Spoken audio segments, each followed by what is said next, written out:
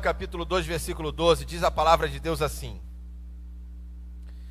ainda assim, agora mesmo, diz o Senhor, convertei-vos a mim, de todo o coração, e isso com jejum, com choro e com pranto. Rasgai o vosso coração e não as vossas vestes, e convertei-vos ao Senhor vosso Deus, porque Ele é misericordioso e compassivo, e tardio em irar-se, e grande em benignidade, e se arrepende do mal.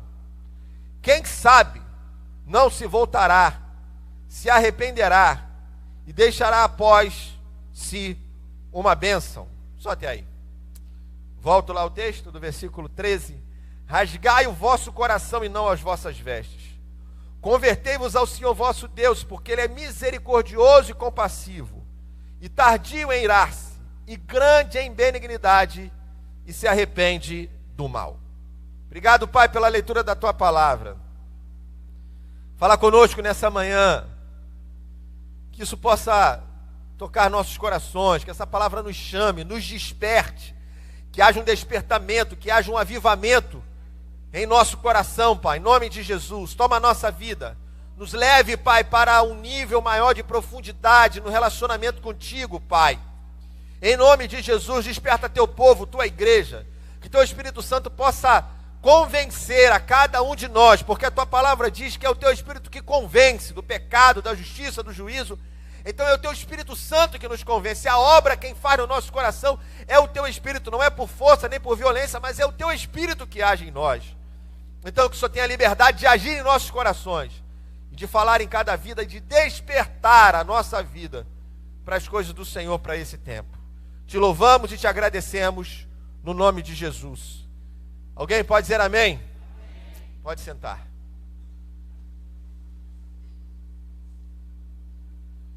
O título dessa mensagem é 21 dias.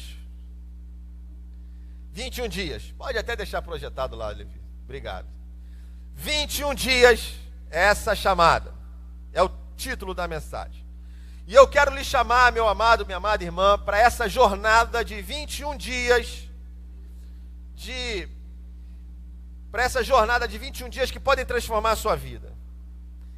Eu quero te chamar para essa jornada de 21 dias de jejum, de oração, de consagração, e que terão o poder, e que poderá ter o poder de transformar a sua vida completamente. Não por aquilo, não porque esses 21 dias são especiais, mas porque nós vamos fazer deles, através da nossa atitude, dias especiais. 21 dias de consagração, de quebrantamento, de unção, de poder de Deus sobre a nossa vida. É o que quero lhe chamar. Esses 21 dias não é só por aquilo que a gente tem vivido à nossa volta, ao nosso redor, mas é muito mais por aquilo que nós vamos viver, preparar o nosso coração para aquilo que a gente pode viver. Esses 21 dias, começando hoje, terminam no dia 3 de abril, um sábado, que antecede a Páscoa. Então, de hoje, domingo, até o domingo de Páscoa, são exatamente 21 dias. Então, eu quero te chamar para isso, para esse momento de preparação, de vivermos o momento mais importante, a celebração mais importante do ano para a nossa vida cristã. Porque no calendário cristão, para a nossa vida cristã, o momento mais importante do calendário é o calendário de Páscoa, é a celebração da Páscoa. Porque é ela que dá significado a tudo que a gente vive no cristianismo. É a morte, a ressurreição de Jesus que dá sentido a tudo que a gente vive na nossa vida cristã. É isso o que dá significado para a nossa vida. Então eu quero te chamar para a gente ter esse momento como uma preparação para a Páscoa, e não só isso, mas como esse momento para a nossa transformação da nossa vida.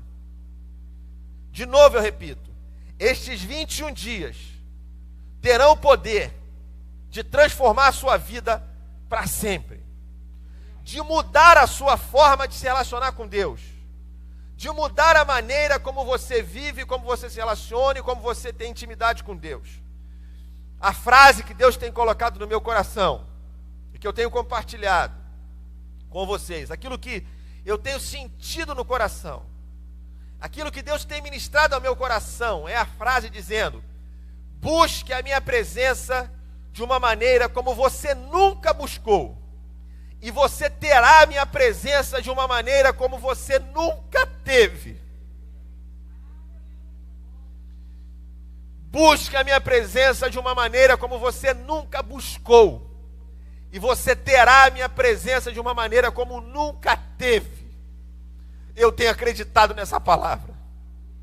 Eu tenho tomado essa palavra para a minha vida como uma verdade de viver com Deus coisas que eu nunca vivi antes, de ter de Deus a sua presença de uma forma como eu nunca tive antes, porque eu quero fazer com Deus aquilo que eu nunca fiz antes. Eu estou chegando, eu saí ontem às 3 horas da tarde, de 4 dias de jejum, onde no primeiro dia eu fiz 18 horas, no segundo dia eu fiz 26 horas, então na verdade foi mais de um dia, já entrando no terceiro dia. E no terceiro e quarto dia foram 40 horas, só com água. E é lógico que não é só não comer, mas o jejum total apenas bebendo água. Então foram 40 horas de jejum, foram 4 dias. Um 18, outro 26, já entrando no terceiro, e o terceiro e o quarto juntos deram 40 horas de jejum e oração, em que eu tive com Deus, dedicando minha vida, orando e buscando coisas que eu já tinha feito até jejuns longos, mas não 40 horas direto sem comer nada, apenas hidratando o organismo, o corpo, porque deixar de hidratar o organismo aí, segundo o que a ciência diz, enfim, a medicina e tudo mais, o organismo aguentaria, suportaria cerca de 3, 4 dias sem água, se eu não estou equivocado. Mas o organismo não suporta muito tempo sem água, suporta mais tempo sem o alimento sólido. Particularmente eu não posso ficar, tenho questões de rins que se eu ficar 40 horas sem beber água eu vou ter problema. Mas enfim, é convidar você a isso. Estou entrando nesse período, e esses 21 dias, nós já começamos hoje à meia-noite, e a Patrícia agora entrou comigo, e nós vamos entrar e passar 21 dias, também dedicados em jejum e oração, num mover, numa busca de Deus, de uma forma diferente para a nossa vida. Se eu quero coisas novas, eu preciso fazer coisas novas. Se eu viver sempre do mesmo jeito, a vida sempre permanecerá do mesmo jeito. E o que Deus está nos chamando é para vivermos coisas novas, para você viver um novo, para você experimentar algo de Deus como você talvez nunca tenha experimentado. E é isso que vai transformar a sua vida. Não são os 21 dias, porque se você não fizer nada diferente, nada especial, eles não serão dias especiais, eles serão dias comuns. É a nossa ação, é a nossa atitude que vai transformá-los em dias especiais, numa vida especial, num momento especial com Deus, que aí sim terá o poder de transformar a sua vida, de transformar a sua relação com Deus, de transformar seu casamento. E é isso que quero te chamar a fazer. O profeta Joel estava chamando o povo ao arrependimento. Esse texto aqui do livro de Joel, o contexto dele, é o momento onde o profeta está chamando o povo ao arrependimento, está chamando o povo a uma vida com Deus, a um arrependimento mais profundo com Deus. O livro do profeta Joel começa no capítulo 1, com ele falando sobre flagelos que viriam sobre o povo, gafanhotos que entrariam na nação, que destruiriam a nação. Então, Deus está falando ali, o profeta Joel está sendo usado para avisar que Deus iria trazer um juízo sobre a nação, que ia trazer um julgamento sobre a nação. Mas ele também é usado para dizer para o povo como eles deveriam fazer, ou o que eles deveriam fazer, para que esse juízo de Deus pudesse ser, eu chamaria minimizado, ou para que Deus manifestasse a sua graça e a sua misericórdia sobre o povo, para que Deus se arrependesse daquilo que havia colocado que faria. E o que ele chama, e qual é a solução? Não era, e é isso que a gente precisa entender, a gente tem visto, e eu creio que a gente precisa fazer isso, nós precisamos nos levantar como igreja, interceder e orar pela cura dos enfermos, pela misericórdia de Deus sobre nós. Mas há alguma coisa, uma conta que não está fechando, irmãos. Qual é a conta que não está fechando? É claro que uma hora isso vai passar. Mas eu me pergunto, e eu oro por isso, mas o meu questionamento é por que Deus iria intervir agora? Porque Deus espera de nós é o perdão, é o arrependimento. Para um povo que não se arrepende, como é que Deus vai perdoar? E como é que Deus vai ter misericórdia de um povo que não se arrepende? De novo, isso não significa que eu não devo orar. Ao contrário, eu tenho que orar e nós estamos orando e estou pedindo a Deus graça e misericórdia. Mas a nossa oração, irmãos, eu quero que você inclua isso, a nossa oração não deve ser só por aqueles que... A igreja precisa orar não só por aqueles que estão lá enfermos e precisando do ar, que Deus sopre o ar nesses pulmões. Mas nós precisamos orar para que o Espírito Santo possa trazer um grande mover de quebrantamento nessa nação e de conversão, em nome de Jesus Cristo. Essa é a oração que a gente precisa fazer. Senhor, traga um quebrantamento a essa nação, traga conversão a essa nação. Ao invés de culparem a igreja, entenderem que é a igreja que está se colocando na brecha, para que Deus possa ter misericórdia dessa nação. Então nós precisamos entender o nosso papel, e o nosso papel é de orar, é de interceder. Mas voltemos a nossa oração para o lugar certo, e a nossa oração deve ter como foco o quebrantamento, a conversão, esse povo ser convertido e ser quebrantado, como lá em Nínive. Em Nínive, o profeta Jonas é enviado para lá, para que ele pudesse agora pregar sobre a destruição. E o que acontece? Quando lá ele é enviado, quando lá ele começa a pregar, a Bíblia conta que o que a cidade fez foi se arrepender lá de Nínive. O povo de Nínive se arrependeu e voltou o coração a Deus e se pediu perdão. Foi isso que aconteceu ali naquele lugar. E o que precisa acontecer hoje? Precisa acontecer hoje que, assim como em Nínive, o Brasil se renda ao Senhor, essa nação se humilhe na presença de Deus e se converta a Deus. Então essa é a nossa oração, Senhor, que haja um grande mover de conversão, como o Flávio falou aqui no louvor, que até as pessoas que não são cristãs comecem a perceber a necessidade que elas têm de Deus e aquilo que Deus está fazendo nessa geração. Então a nossa oração é para que haja conversão, para que haja quebrantamento, para que as pessoas entreguem a vida a Jesus, a Deus, se arrependam dos seus pecados, voltem o coração a Deus. Essa é a oração e é isso que nós precisamos nessa nação. E o profeta Joel diz isso. Ele diz assim, ele está falando lá sobre os flagelos que Deus enviaria. E aí ele vai e diz assim no versículo 12, capítulo 2, verso 12. Ainda assim, mesmo com tudo que Deus disse que traria de juízo à nação, ainda assim, agora mesmo, diz o Senhor, convertei-vos. Então Deus está dizendo assim, ainda dá tempo. Olha aqui, eu estou enviando juízo, mas ainda dá tempo de vocês se voltarem para mim, ainda dá tempo de vocês se converterem. É como Deus diz assim, eu ainda amo vocês, ainda assim, o meu chamado é, convertei-vos a mim de todo o vosso coração, e isso com jejum, com choro, com pranto. O texto continua dizendo, rasgai o vosso coração e não as vossas vestes. Você entende, irmão? A gente precisa deixar e abandonar um evangelho superficial. Rasgai o vosso coração e não as vossas vestes.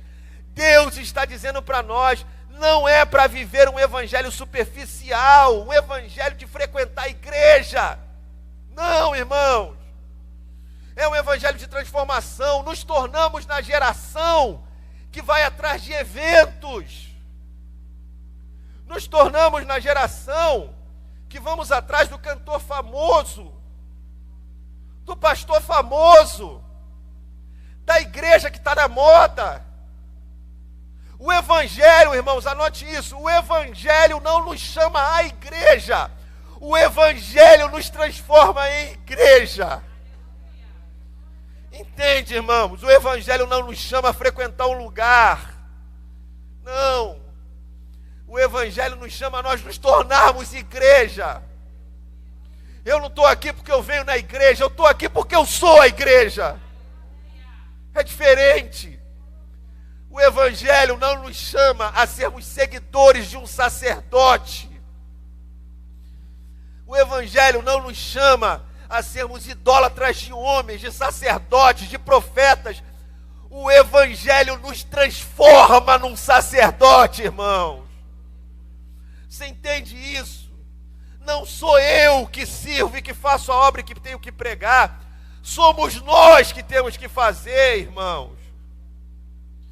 No Antigo Testamento havia os sacerdotes, então o povo ia na igreja, atrás do sacerdote, na igreja não, desculpa, o povo ia no templo atrás do sacerdote. Oh, Deus, traga arrependimento ao nosso coração. Deus quer isso, irmão, quer arrependimento. A gente tem errado como igreja. Essa nação tem errado como igreja. E Deus nos chama a nós nos arrependermos. A gente precisa parar de ser seguidor de homens, de seguidor de famosos, de cantores, de evento. Eu venho para a igreja no dia que tem um evento legal na igreja. Eu venho na igreja no dia que tem um pastor legal para ouvir. Não, irmãos.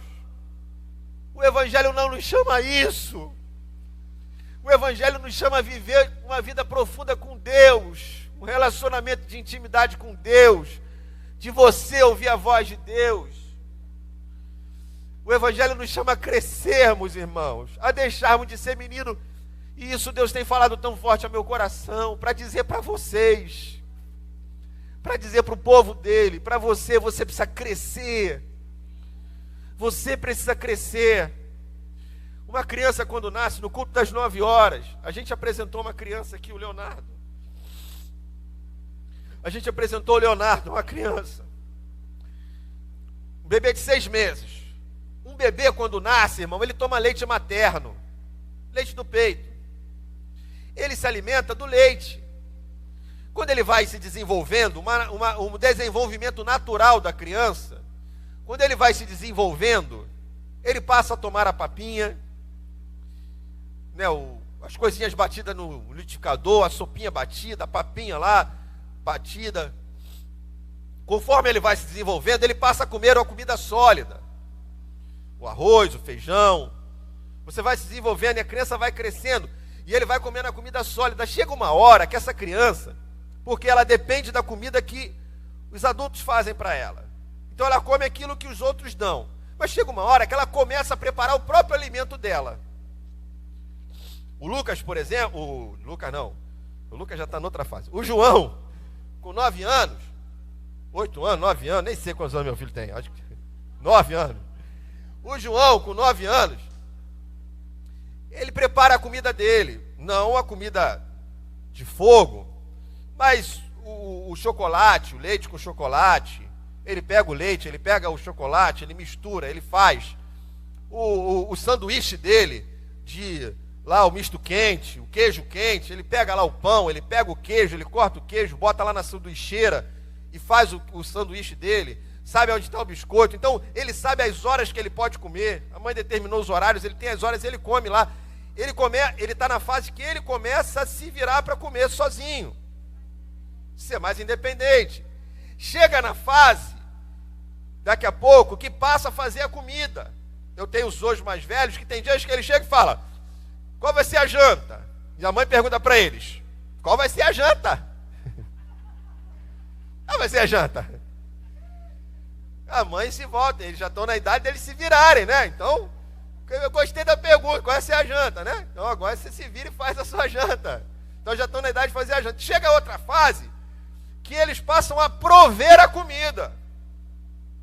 Eu, por exemplo, Eu trago a provisão, a comida, o recurso para poder, não só faço, como trago para poder fazer.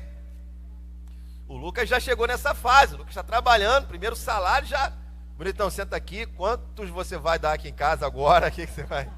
Está pensando o quê? Agora vai pagar aluguel lá em casa, tá maluco? Então já ajuda, já está provendo. Vamos trazer isso para a vida espiritual, irmão? Você se converte. E a pessoa que vai, nós vamos ter batismo, aliás, esqueci de avisar, vai ter batismo dia 11 de abril. A pessoa que vai se batizar, os que vão se batizar, eles estão tomando leite. É o leite materno, é o leitinho. Eles vão crescer e começam daqui a pouco a comer a papinha. Daqui a pouco, na vida espiritual, eu preciso começar a prover o meu alimento. Não é mais alguém que abre a Bíblia para pregar para mim. Eu abro a Bíblia para eu me alimentar. Eu tenho que crescer. Chega uma hora que eu não só já abro a Bíblia, mas eu mesmo preparo o alimento para mim lá. Eu mesmo estou criando, estou estudando, estou começando a fazer, estou começando a aprender. Eu mesmo busco um livro, eu mesmo compro um livro para ler e começo eu a fazer o meu alimento. Mas tem que chegar a hora que eu também vou agora prover alimento para os outros. Eu vou ser instrumento para alguém, eu vou abençoar alguém. O problema é que às vezes a gente tem 20 anos de igreja e ainda não saiu do leite. Não crescemos, não amadurecemos. E é tempo de crescimento, irmãos. Quero te chamar ao crescimento, quero te chamar a você desenvolver a sua fé, a você poder prover e crescer. Então nós precisamos disso, precisamos de crescer em Cristo, precisamos de desenvolver a nossa vida, para que a gente não fique aí como esses meninos, indo atrás de evento, de cantor famoso, de pastor famoso, de entender que hoje eu hoje cresci, eu hoje sirvo, eu hoje sou sacerdote, eu hoje sou o que faço, porque Deus usa a minha vida. Entendeu que o Evangelho de Cristo nos chamou a isso. E aí como é que é o caminho do crescimento? Que é isso que quero compartilhar com você nessas semanas seguintes. Como é esse caminho do crescimento? O caminho do crescimento passa por pelo menos 4 etapas, ou 4 coisas que nós precisamos, e que eu quero a cada semana conversar com você. Hoje eu vou conversar sobre uma, semana que vem converso sobre a outra, e na última semana, no último domingo, antecedendo ao domingo de Páscoa, a gente vai falar sobre as 2 últimas. Então, esses domingos a gente vai falar de crescer. Esses 21 dias te chamam a um crescimento, a uma vida com Deus. Repito a frase: a fazer o que você nunca fez, porque você vai ter o que nunca teve da parte de Deus. Esse é o chamado. Então, vivermos uma vida, uma prática. E que 4 coisas são essas? Você sabe muito bem quais são: prática da oração, prática do jejum, a prática da leitura da palavra de Deus e o batismo com o Espírito Santo. São essas 4 coisas que a gente vai conversar e que a gente vai buscar e que eu quero que você busque ao longo dessas semanas. Nessa primeira semana eu quero te chamar a isso, a prática da oração. E entendam, irmãos, não estou te chamando a oração, estou te chamando a prática da oração. E por que faço questão de chamar a atenção ali? Por que chama a atenção para essa palavra, prática? Prática é aquilo que a gente faz como um hábito. Prática é aquilo que a gente faz de forma regular. Prática é aquilo que a gente tem como hábito na nossa vida. E esses 21 dias podem te ajudar a criar esse hábito de oração. Algumas pesquisas apontam que 70% dos cristãos que frequentam as igrejas evangélicas não têm hábito de orar. Não oram diariamente. Não tem um momento do dia diário que separa para orar, para falar com Deus. 70% não tem. Então, assim, é algo que nós precisamos praticar e ter como hábito na nossa vida. E eu quero te chamar a isso. Qual é a importância dessa vida de oração na nossa vida? A vida de oração, a importância de nós termos uma vida de oração é que justamente ela vai nos levar a uma maior intimidade com Deus. A vida de oração, a prática da vida de oração vai nos levar a uma maior comunhão com Deus, a um maior relacionamento com Deus. Vou usar exemplos aqui. Davi, Salmo 119, versículo 163. 119, versículo 163.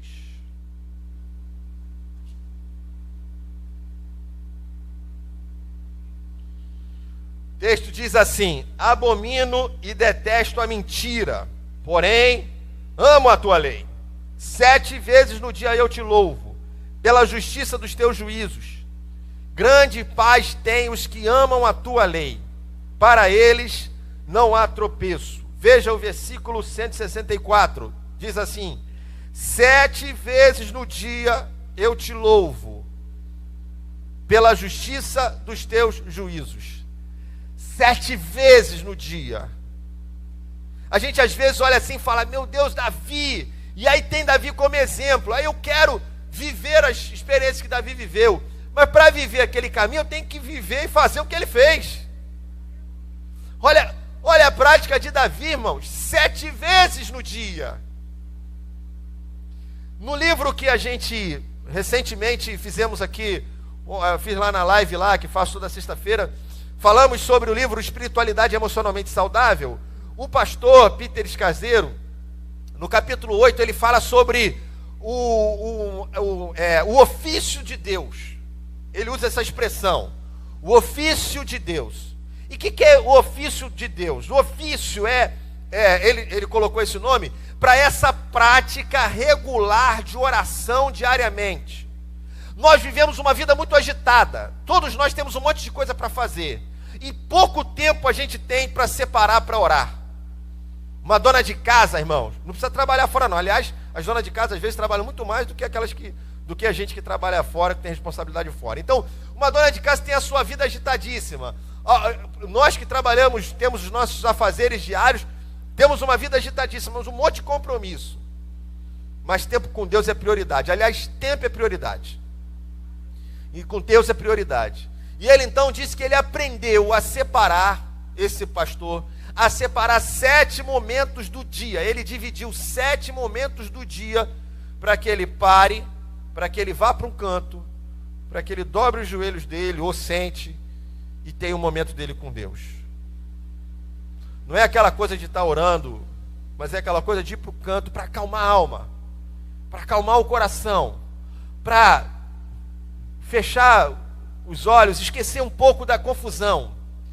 7 momentos do dia que ele separava. Talvez você não precise separar 7 momentos do dia de meia hora, nem vai dar condição disso. Mas você pode separar 5 minutos do seu dia, por 7 vezes, 5 minutos para você dobrar os joelhos. Imagina a revolução que isso vai fazer na sua vida, irmão. Imagina a revolução que isso vai fazer. Davi diz que por 7 vezes ele tirava tempo para louvar a Deus. Daniel capítulo 6, versículo 10. Daniel 6, 10. Olha lá o que o texto diz. Daniel 6, 10.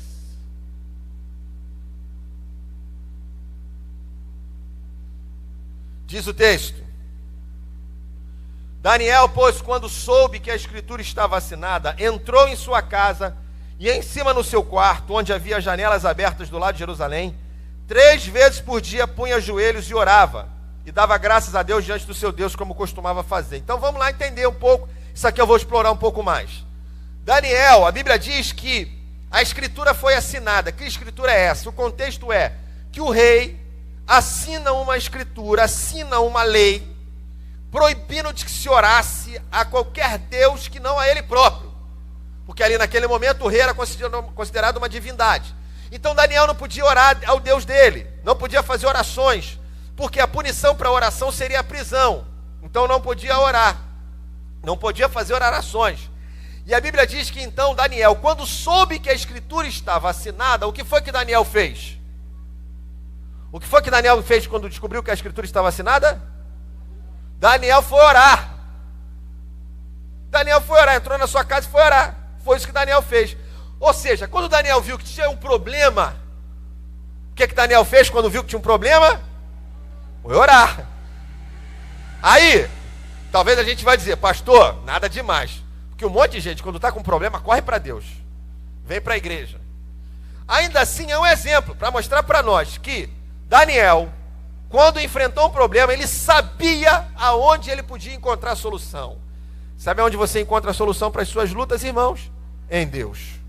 Sabe onde você encontra a solução para os seus problemas? Sejam eles familiares, conjugais, sejam financeiros, seja de saúde, seja o que for, a solução está em Deus. Alguém pode dizer amém, por favor?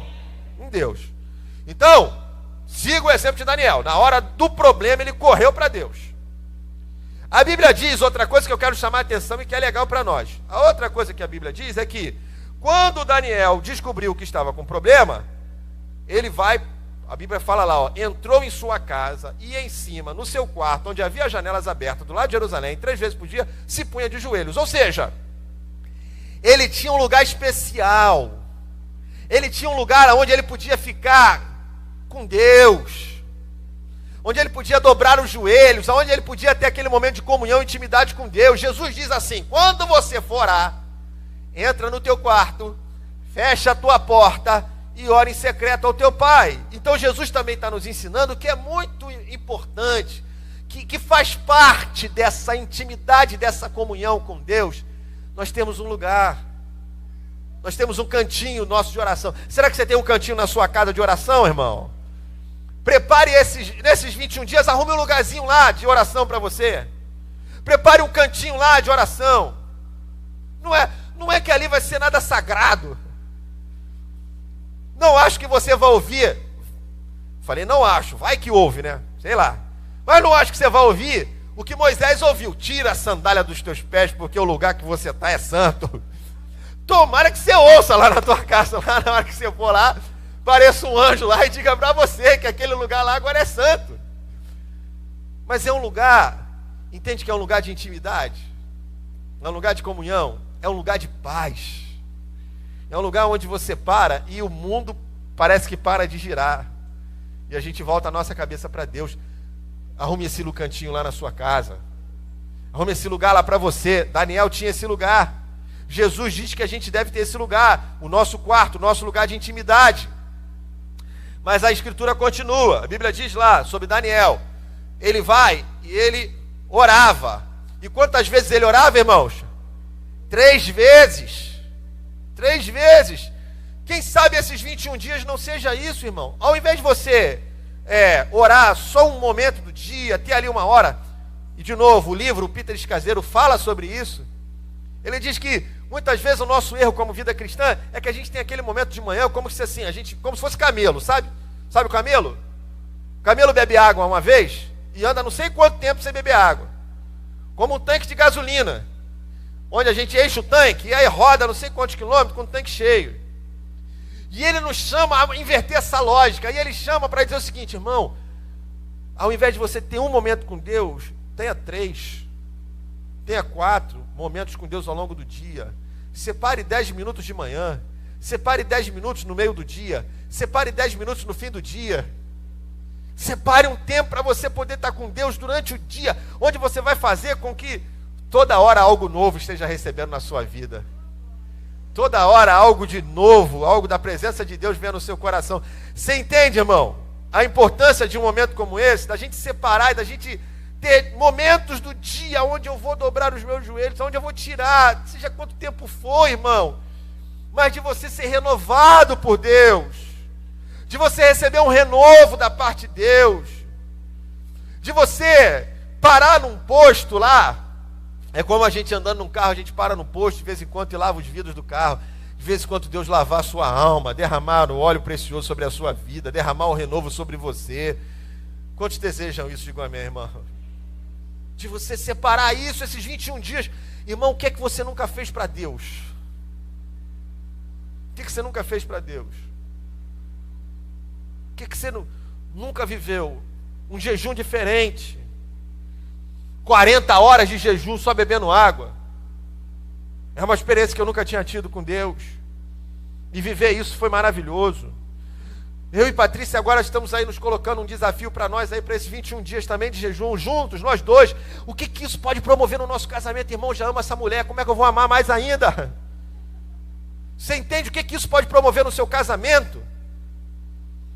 O que isso pode promover na sua vida? Você disser assim, esses 21 dias, eu vou viver com Deus aquilo que eu nunca vivi na minha vida. Eu vou fazer para Deus, eu vou separar um tempo para Deus que eu nunca vivi. Será que isso tem poder para transformar a nossa vida, irmão?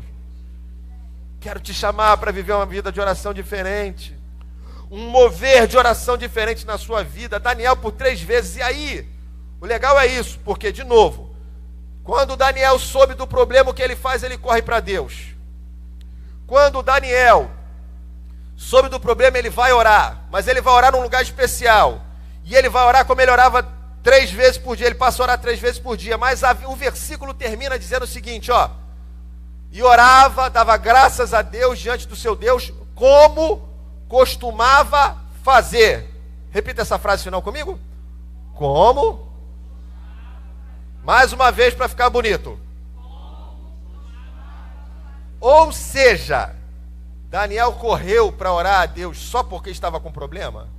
Não. O motivo da oração foi o problema. Mas ele já fazia aquilo todo dia, 3 vezes por dia ele orava. A vida de oração tem que ser uma prática. A vida de oração tem que ser uma prática. Os grandes homens de Deus tinham oração como prática. A vida de oração tem que ser uma prática. Sua vida vai mudar, irmão. Fogo de Deus vai cair sobre o seu coração e você vai viver experiências novas com Deus, em nome de Jesus Cristo. Oh, se nós assim nos colocarmos diante de Deus e dissermos para Ele, Senhor, derrama Teu Espírito sobre nós, derrama Tua graça sobre nós. Deus vai colocar pessoas do nosso lado para você estender a mão e orar e ela ser curada. Deus vai transformar seu casamento, Deus vai transformar a sua vida. Deus vai abrir portas que estão fechadas há tanto tempo, em nome de Jesus Cristo, o Senhor vai fazer. E vai usar você para que através de você vidas sejam alcançadas, vidas sejam salvas. Em nome de Jesus Cristo. Então, eu quero te chamar para viver uma revolução na sua relação com Deus. Pode vir, Flávio, vamos adorar o Senhor. Eu quero te chamar para viver uma revolução na sua vida com Deus. Eu quero te chamar para viver um novo momento de Deus na sua vida. Uma experiência nova, um derramar diferente. A frase é: busque a minha presença como você nunca buscou, e você terá a minha presença como nunca teve. Quantos creem que Deus pode fazer isso na sua vida? Irmão, deixa eu perguntar uma coisa, essa palavra pode mudar a sua vida? Esses 21 dias podem mudar a sua vida? Não sei. Eu não sei. Sabe por que eu não sei? Porque eu não sei o que você vai fazer com a palavra que você está recebendo aqui agora. Eu não sei o que você vai fazer com esses 21 dias que eu estou te chamando para viver essa revolução. Porque se você não fizer nada, sabe o que vai acontecer? Nada. Esses 21 dias não são, eu não estou dizendo que são assim, ó, gente, Deus tem falado ao meu coração que esses 21 dias vem uma nuvem diferente sobre nós, e que a chuva vai cair sobre a sua vida, e que esses 21 dias, essa chuva de Deus vai se derramar. Eu não estou dizendo isso não, irmão. Eu estou dizendo que Deus está nos chamando para fazer com que esses 21 dias sejam diferentes na nossa vida. Quantos entendem a diferença? É o que eu vou fazer, irmão. É o que você vai fazer, irmã. É o que você vai fazer, irmão. É que vai fazer com que esses 21 dias provoquem uma transformação na sua vida com Deus, no seu relacionamento com Deus. E que quando mudarem você, mudarão sua família, seu trabalho e tudo mais que você vai viver. Em nome de Jesus Cristo. Quantos creem, digam amém, irmãos? Mais do que crer, quantos querem viver isso, digam amém, irmão. Em nome de Jesus. Busque a minha presença, como você nunca buscou. E você vai ter a minha presença, como nunca teve. Busque a presença de Deus como você nunca buscou. E você vai ter a presença de Deus como você nunca teve. Viva uma relação com Deus como você nunca viveu. E a sua relação com Deus vai passar por uma revolução que você nunca imaginou. Vamos ficar de pé e vamos orar, irmãos.